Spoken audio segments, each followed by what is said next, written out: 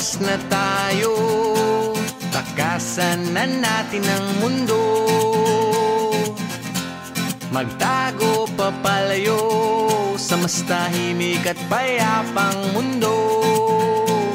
Umubulong ang hanging amihan at huni